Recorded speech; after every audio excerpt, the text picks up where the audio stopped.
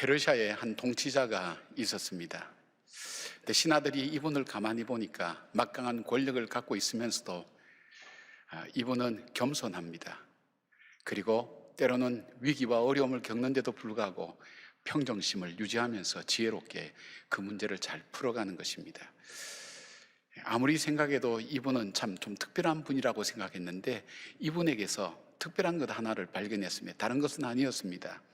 왕궁에 아무도 모르는 작은 방, 그 방에 들어가서 한동안 머물다가는 나오곤 하는 것을 가끔 목격하기도 했습니다. 어느 날 신하들이 궁금해서 이 임금에게 물어봤습니다. 왕이시여, 당신이 가시는 그 방이 어떤 방입니까? 그럴 때 임금은 그 방에 신하들을 데리고 들어갔습니다. 그 방은 아주 좁은 방입니다. 그런데 그 방에 가보니까 아무것도 없었습니다. 그냥 흔히 목자들이 입는, 목동들이 입는 떨어진 옷, 남루한 옷, 그거 몇 벌 정도, 그리고 지팡이와 막대기, 그리고 밥을 먹을 때 쓰는 깡통 같은 거, 그런 그릇 몇 개, 그 외에는 찾아볼 수가 없었습니다. 아니, 이 방은 어떤 방입니까? 그럴 때에 왕이 이렇게 대답했습니다. 내가 옛날에 나라가 시끄러울 때 그때 피난 가서 목동으로 살았거든. 참 비참했던 그 삶, 힘들었던 삶, 그 삶을 내가 잊지 말고 내가 겸손하게 백성들을 잘 섬기자는 마음으로 내 마음이 흔들리고 화려한 왕궁의 그 유혹이 내 삶을 다가올 때마다 나는 이 방에 온다네. 그리고 이 방에서 내가 과거에 누구였는지, 그리고 내가 오늘 어떻게 여기까지 오게 되었는지를 묵상하면서 내 마음의 균형을 다시 찾는다네. 그런 표현을 했다고 합니다. 오늘 시편 23편을 읽으면 그런 마음이 우리 마음속에 차분하게 다가옵니다. 그렇게 어려운 말도 아닙니다. 쉽습니다. 간결합니다. 그러나 그 간결함이 우리 가슴을 파고듭니다. 우리 마음을 적실 때가 얼마나 많은지 모릅니다. 우리를 위로해 줍니다. 아마 이 시는 비교적 다윗이 노년에 인생의 모든 고초와 고난을 겪고 난 다음에 자기의 삶을 회상하면서 돌아보면서 고백했던 시가 아니겠는가, 그렇게 사람들은 이야기합니다. 짧은 시지만 강하게 우리에게 다가오는 그의 고백들, 그는 자기 인생을 살아오면서 어떤 삶을 살았다고 고백하고 있나요? 그리고 어떻게 해서 목동이었던 그가 왕의 자리에 이르기까지, 그리고 하나님의 합당한 사람으로 쓰임받을 때까지 어떻게 자기의 삶을 걸어왔는지, 하나님이 계속 쓰시는 사람, 그 다윗의 삶을 우리가 돌아보면서, 우리가 잠깐이지만 우리의 살아온 삶을 돌아보면서 내 삶은 어떻게 여기까지 오게 되었는가를 묵상하며 앞으로 걸어갈 길을 다시금 다잡고 또 믿음 안에서 소망을 가지고 걸어가는 그런 귀한 시간이 되었으면 좋겠습니다. 자기 인생을 돌아보며 다윗은 어떤 고백을 합니까? 첫 번째로 다윗은 자기 인생은 여호와 하나님으로부터 시작되었다고 그렇게 선언합니다. 이 시의 시작은 여호와는 나의 목자시니라는 선언으로 시작됩니다. 그리고 그 다음에 설명이 나옵니다. 바로 이 의미는 자기 인생이 처음부터 지금 여기까지 살아오는 동안 하나님이 내 삶의 주인이 되셨고 내 인생의 길잡이가 되셨고 내 인생의 기초였다는 것을 그는 고백하고 있습니다. 다윗이 고백한 여호와 하나님은 어떤 분입니까? 그분은 스스로 있는 자입니다. 그분은 창조주입니다. 영원히 존재하시는 분입니다. 언약하신 것을 변치 않고 성실하게 지키시는 분입니다. 생사화복을 주관하시는 분입니다. 다윗이 이 하나님이 자기 삶의 시작이었고 그리고 자기의 전부였다고 고백하는 것입니다. 근대 철학자인 데카르트는 나는 생각한다, 고로 나는 존재한다라고 그는 그렇게 선언했습니다. 그는 모든 철학의 기초를 생각하는 자기가 있기 때문에 바로 이 세상에 존재하고 모든 것이 존재한다고 그렇게 가설을 세우고 그는 자기의 철학을 그 위에 쌓았습니다. 자기가 있어야 세상이 있고 자기가 세상의 중심이라는 생각도 가질 수가 있습니다. 그러나 다윗은 그렇게 하지 않았습니다. 내 인생의 시작은 하나님이었다고, 내 인생의 출발도 하나님이었고 그 하나님이 내 삶을 인도해 오셨고 내 삶의 모든 내용이 그 하나님 때문에 이루어졌다고 그는 고백합니다. 다윗은 시편 23편뿐 아닙니다. 시편에 나오는 여러 편, 이 다윗이 지은 이 시편을 바라보면 그는 자기의 삶의 경험을 바탕으로 이 시편 속에서 이 하나님이 어떤 분이었는가 하는 것을 고백하고 있습니다. 바로 그 하나님은 나의 빛이었다고 그렇게 고백합니다. 내가 인생의 길에 어디로 가야 될지 모르는 캄캄한 밤중에 하나님께서는 나에게 빛이 되셔서 내가 걸어갈 길을 비춰주셨다고 그렇게 고백합니다. 하나님은 나의 구원이셨다고, 절체절명의 위기 속에서 내가 어떻게 살아나야 될지 알지 못하는 그 위기 가운데서도 아무도 도와줄 사람 없는 그 가운데 하나님이 나를 도와주셔서 나를 구원해 주셨다고, 아마 수많은 경험이 이 단어와 표현 속에는 숨어 있을 것입니다.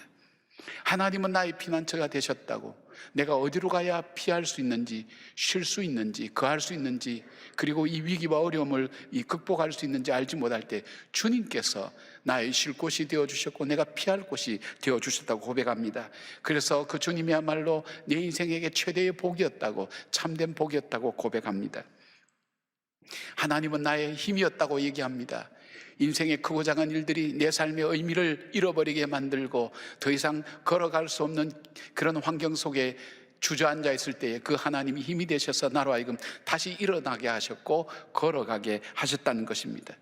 사람들이 나를 공격하고 나를 비난하고 내가 어떻게 해야 될지 알지 못할 때 그 하나님이 친히 나의 방패가 되어주셔서 그것을 막아주셨고 보호해 주셨다는 것입니다. 그 하나님은 반석이었다고, 내 인생에 서 있는 자리가 울렁울렁거리고 요동칠 때에 내가 그럼에도 불구하고 바로 서서 걸어갈 수 있었던 것은 내 인생의 자리가 흔들리고 그리고 무너질 수밖에 없었지만 그 하나님이 내 인생으로 하여금 내 인생의 반석이 되어주셔서 나로 하여금 그 단단한 반석에 서서 바로 걸어갈 수 있도록 하나님이 함께 해주셨다고, 그리고 하나님이 나의 산성이 되어주셔서 나를 높은 곳에 세워주시고 나의 삶을 인도해 주셨다고 그는 그렇게 고백합니다. 내가 내 삶의 주체가 아니었다는 것입니다. 나의 삶의 주체는 하나님이셨다는 것입니다. 제가 다윗의 고백을 열거하면서 여러분은 여러분의 살아온 삶과 연관지어서 한 번씩 생각해 보시기를 바랍니다. 다윗은 인생의 주인을 자신이라고 믿지 않고 하나님이라고 믿습니다. 그러나 세상에는 인생의 주인이 자기 자신이고 자기 자신이 인생을 살아가야 되고 자기가 자기 인생에 책임져야 된다는 생각을 갖고 살아가는 사람이 얼마나 많습니까? 그 생각과 마음은 정말 훌륭하지만 우리의 능력이 그렇게 되지 않는다는 것을 우리는 알아야 됩니다. 자기가 인생의 주인이며 자신에게 자기 인생이 달렸다고 믿고 사는 사람들에 대해서 예수님께서는 누가복음 12장에 어리석은 부자의 비유를 통해서 말씀합니다. 17절부터 19절에 이 부자가 이렇게 얘기합니다. 심중에 생각하여 내가 곡식 쌓아둘 곳이 없으니 어찌할까 하고 또 이르되 내가 이렇게 하리라, 내 곡간을 헐고 더 크게 짓고 내 모든 곡식과 물건을 거기 쌓아두리라. 또 내가 내 영혼에게 이르되 영혼아 여러 해 쓸 물건을 많이 쌓아뒀으니 평안히 쉬고 먹고 마시고 즐거워하자 하리라 하되, 여러분 짧은 3절 속에 내가라는 표현이 무려 6번 이상이나 나오고 있습니다. 내 소유, 내가 이루었던 것, 나에게 주어진 것, 나에게 주어진 기회, 이 모든 것 내가 만들었고 내 것이었고 내 소유였다, 그렇게 이야기를 합니다. 그리고 또 이렇게 이야기를 합니다. 자기가 이 물질을 가지고 자기 영혼까지도 행복하고 편히 쉬게 만들 수 있다고 그렇게 생각하고 있습니다. 바로 이 사람에 대해서 우리 하나님은 계속해서 이어서 이렇게 말씀합니다. 하나님이 이르시되 어리석은 자여 오늘 밤에 내 영혼을 도로 찾으리니 그러면 내가 준비한 것이 누구의 것이 되겠느냐. 나에게도 젊음이 있습니다. 돈도 있습니다. 매력도 있습니다. 다 가지고 있습니다.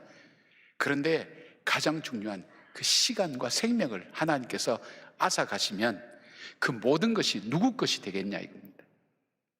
가장 근본적이고 큰 것을 놓치고 있는 겁니다. 이 부자는 자기가 이루었던 일들, 그것이 자기 능력이었고 그것이 자기의 것이었고 자기가 누릴 수 있다고 생각되었지만 하나님께서 말씀하시는 것은, 하나님께서 가장 근원적인 우리의 생명을, 시간의 주인이신 하나님께서 이 시간을 거두어 가시면 이 모든 것들이 누구 것이겠느냐? 전혀 쓸 수가 없는 것입니다. 성경은 이런 사람을 향해서 어리석은 사람이라고 말씀합니다. 시편 14편 1절에는 이렇게 말씀합니다. 어리석은 자는 그의 마음에 이르기를 하나님이 없다 하는도다. 그들은 부패하고 그 행실이 가증하니 선을 행하는 자가 없도다. 선을 행할 필요가 없죠. 하나님이 안 계신데 내가 내 인생에 대해서 책임을 지고 내가 살아야 되는데, 그리고 내가 지금까지 이룬 것인데, 이 생각을 갖고 있는 사람은 두 가지 중에 한 가지는 꼭 가지고 있습니다. 열등감 아니면 우월감을 갖고 있습니다. 내가 이루었기 때문에 나는 대단한 사람이야, 저 사람들은 능력도 없고 게을러서 못하는 거야, 이런 생각, 우월감을 스스로 갖고 있을 수도 있습니다. 그리고 열등감이 있을 수가 있습니다. 나는 능력이 없어서, 부모를 잘못 만나서, 내 인생에 어려운 일을 겪어서 나는 할 수 없다, 이런 이 열등감을 가지고 불행한 인생을 살아갑니다. 인생의 불행은 하나님이 자기 삶의 시작됨을 알지 못하는 데서 시작됩니다. 인생의 의문은 하나님을 모르는 데서 나옵니다. 내 삶의 어두움은 빛 대신 주님을 자기의 주인으로 모시지 않고 자기 스스로 살아갈 때 그 어두움이 자기 삶의 전부가 되게 됩니다. 다윗처럼 내 인생의 시작이 하나님께 있고 하나님이 나의 목자가 되어주신다고 고백하는 인생은 견고한 인생이 됩니다. 무너지지 않습니다. 하나님이 책임지는 삶이 되는 것입니다. 다윗의 삶은 하나님이 책임지는 삶이었습니다. 이제 우리의 생각과 언어를 바꿔야 됩니다. 내 말에, 내 언어에, 내 생각의 주어는 내가 아닙니다. 물질이 아닙니다. 내 자녀가 아닙니다. 모든 것보다도 내 삶의 주인은 바로 하나님이시라는 것, 그 하나님으로부터 시작되었다는 것을 우리가 고백할 때에 우리의 삶의 길이 달라지는 것입니다. 하나님은 그 다윗을 인도하셨고 붙드셨고 그를 선하게 인도하셔서 왕의 자리에 이르기까지, 아니 왕보다 더 소중한 자리인 주님의 마음에 합한 자로서 주께서 쓰시는 하나님의 위대한 사람이 될 수 있었다는 것을 말씀하고 있습니다.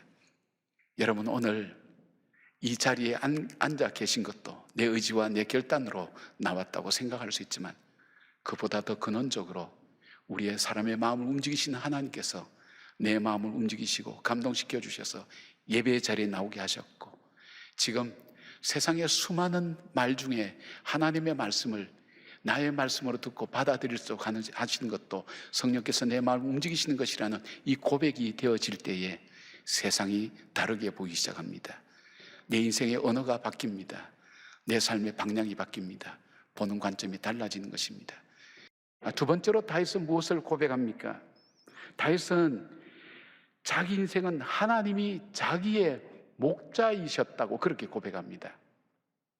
자, 다윗은 하나님이 자신의 목자였고 자신은 하나님의 양이라는 것을 분명히 알고 있었습니다. 6절의 짧은 시 속에 나의라고 하는 그 주님이 나의 목자였다는 이 나의라는 표현이 무려 14번이나 나오고 있습니다. 인생의 구비구비마다, 그리고 인생의 계기마다, 골장마다 그 하나님이 나의 하나님이셨다는 것, 그렇게 고백합니다. 다윗은 자기의 목자 되신 하나님께서 자기를 위해서 무엇을 해주셨는지 체험을 통해서 분명히 알게 되었고, 자기 자신은 하나님께 양이었다는 것을 철저하게 깨닫고 있습니다. 관계는 체험을 통해서 더 알게 되고 깊어지게 됩니다.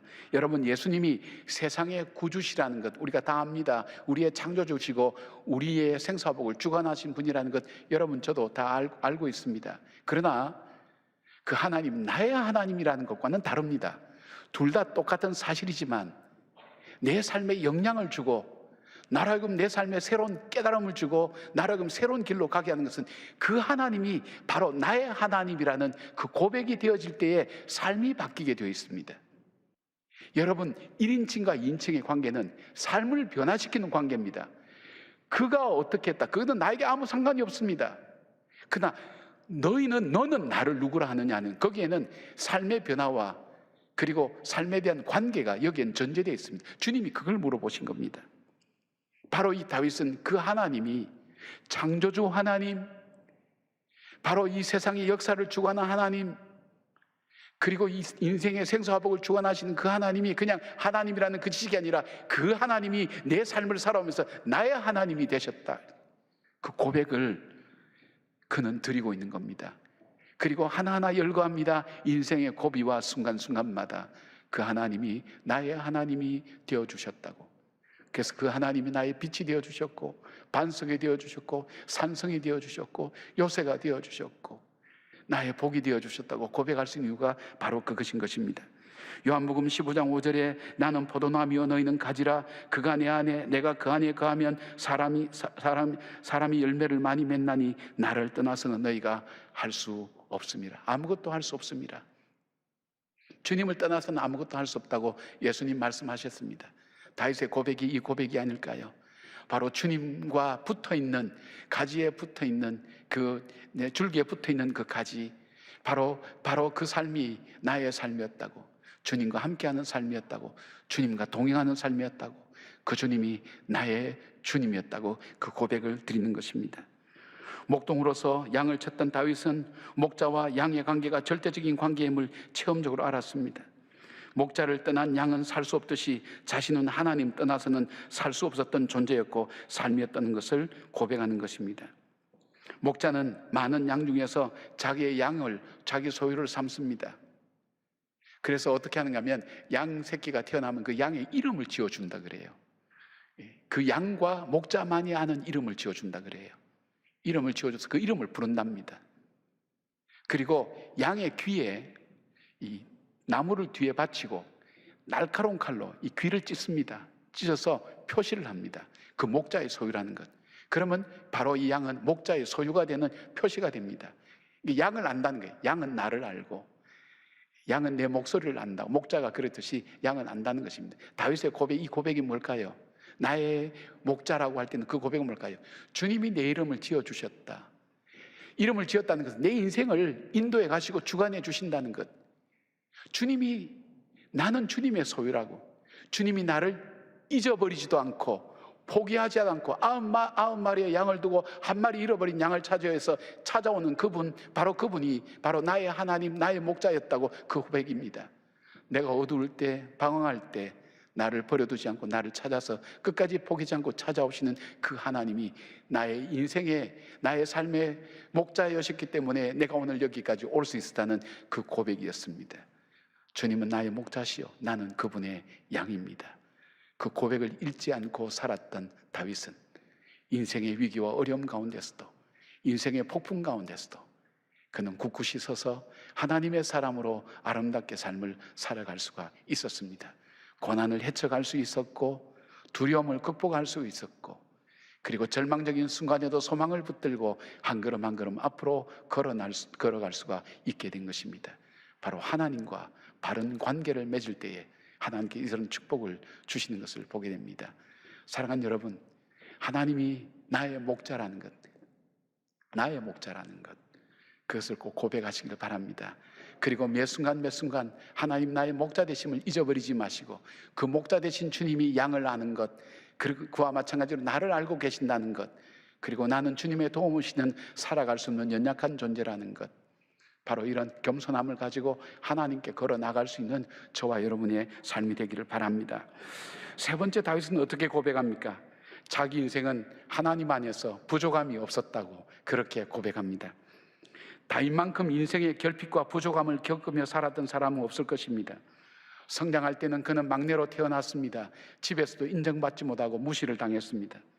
그가 골리앗을 죽이고 왕의 사위가 되었지만 바로 장인어른 사울 왕에 의해서 아내도 빼앗기고 12년 동안 그는 도망자의 신세를 살게 될 수밖에 없었습니다. 그는 외국으로도 망명했습니다. 그리고 자기 나라에 돌아와서도 살 곳이 없어서 동굴 속에 거하면서 살았습니다. 10여 년 이상을 그런 쫓기는 인생으로 살았습니다. 그리고 원통하고 빚지고 억울한 사람과 400명과 함께 공동생활하면서 인생의 비참한 밑바닥을 맛보면서 살았던 사람입니다. 그러나 그가 왕이 되고 나서도 순탄하지 않았습니다. 그의 큰아들이 막내 여동생을 범합니다. 욕보일 때 둘째 이 아들이 큰 형을 죽입니다. 죽이고 도망갑니다. 그리고 나중에는 반란을 일으킵니다. 바로 이 아들의 반란, 사랑하는 아들에 의해서 반란을 당하게 된 다윗은 그냥 울면서 그 왕궁을 쫓겨서 도망가게 됩니다. 그리고 무수한 수모와 어려움을 당하게 됩니다. 그것이 다윗의 일평생 그의 삶을 지배했던 그런 삶이었습니다. 결핍과 부족과 그리고 고통이 계속 찾던 그 삶. 그런데 결핍투성이 인생이었던 다윗이 하나님을 목자로 선포하고 나서 자기 인생은 부족함이 없다고 외치는 이유가 무엇입니까? 그는 양과 목자 관계를 너무나 잘 알고 있었습니다. 양에 대해서도 목자에 대해서도 잘 알고 있었습니다. 양은 결핍 그 자체의 동물입니다. 양은 목자 없이는 생존할 수가 없습니다. 양이 생존하기에 많은 것이 필요하지만 모든 것이 목자에게 달려 있습니다. 그래서 선한 목자를 만나면 양은 풍성해지는 것입니다. 목자의 경험을 가진 분들에 의하면 양은 굉장히 의존적인 동물입니다. 스스로 먹을 것을 구하지 못합니다. 자신을 방어할 수 있는 발톱이나 뿔 같은 무기도 없습니다. 방향을 잘 잡지도 못합니다. 자기 스스로 집을 찾아가지도 못합니다. 어디에 푸른 초장이 있는지도 모르고 오히려 메마른 땅으로 가기도 합니다. 게다가 양은 고집이 세고 완고합니다. 그리고 양을 희게만 보는데 가까이 보면 더러운, 오염되기 쉬운 그런 동물입니다. 이사야 선지자는 양에 대해서 이렇게 표현합니다. 53장 6절에 우리는 다 양 같아서 그릇 행하여 각기 제 길로 갔거늘. 바로 우리 인생의 길이 우리는 다 양 같다고 얘기했습니다. 알지도 못하면서 능력도 없으면서 그리고 마음대로 자기 고집을 피우고 살아가는 그 양처럼 그렇게 제 길로 갔다고 그렇게 표현하고 있습니다. 다윗은 자신의 목자 되신 바로 그 하나님께서 자기 인생의 고비 속에 어떻게 자기를 만족시키셨는지, 어떻게 자기를 풍성하게 하셨는지 그는 세 가지로 얘기합니다. 하나님은 나의 보호자셨다고. 내가 사망의 음침한 골짜기를 갈지라도 해를 두려워할 수 없었다고. 왜냐하면 주의 지팡이와 막대기가 나를 지키셨다고, 나를 보호하셨다고. 하나님의 보호하심이 없었으면 내 인생은 찢어지고 무너지고 부서지고 깨어질 수밖에 없었다고. 근데 그 양을 보호하는 목자처럼 내가 골짜기에 빠지면 그 지팡이로 목을 걸어서 끌어올려서 내 삶을 소생시키셨던 나를 보호하신 그 하나님, 그리고 하나님이 자기를 인도하셨다는 것입니다. 어디에 푸른 초장이 있는지 맑은 물가가 있는지 알지 못하는 먹지 못할 독초가 있는 곳에 먹을 수밖에 없고 병들 수밖에 없는 물을 마실 수밖에 없는 자기에게 목자 되신 주님은 인도하셔서 마음껏 풀을 뜯을 수 있고 시원하게 마실 수 있는 물가로 자기를 인도해 주신 것처럼 자기 인생을 그렇게 채워주셨다고. 그 하나님은 나의 공급자였다고. 내 원수의 목전에서 눈앞에서 밥상을 차려주시듯이 수많은 원수들이 나를 조롱하고 미워하고 비난할 때도 그 하나님 나를 높이 드시고 나를 세워주시고 역사해 주셨다고 그렇게 고백하는 것입니다. 요한복음 10장 10절의 말씀처럼 목자 되신 우리 주님은 우리에게 내가 온 것은 양으로 생명을 얻게 하고 더 풍성히 얻게 하려는 것이라고 말씀합니다. 주님을 나의 목자로 인정하고 사는 사람은 삶에 부족함이 없습니다. 바울은 감옥에서 빌립보서 4장 11절부터 13절까지 이렇게 고백합니다. 내가 궁핍함으로 말하는 것이 아니니라. 어떠한 형편이든지 나는 자족하기를 배웠노니 나는 비천에 처할 줄도 알고 풍부에 처할 줄도 알아. 모든 일 곧 배부름과 배고픔과 풍부와 궁핍에도 처할 줄 아는 일체의 비결을 배웠노라. 내게 능력 주신 자 안에서 내가 모든 것을 할 수 있느니라. 내게 능력 주신 자 안에서 내가 모든 것을 할 수 있느니라 하는 이 말씀은 내게 부족함이 없으리로다, 이 말씀과 일목상통하는 것입니다. 여러분, 주님께서 나와 함께 하실 때 그 주님은 나의 공급자가 되어 주십니다.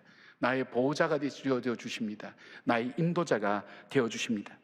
모세는 가나안 땅을 목전에 둔 바로 이 모압 평지에서 40년간 광야 생활을 한 이스라엘 백성을 향해서 이렇게 표현합니다. 신명기 2장 7절에 내 하나님 여호와께서 내가 하는 모든 일에 내게 복을 주시고 내가 이 큰 광야에 두루 다님을 알고 내 하나님 여호와께서 이 40년 동안을 너와 함께 하셨으므로 내게 부족함이 없었느니라 하시기로.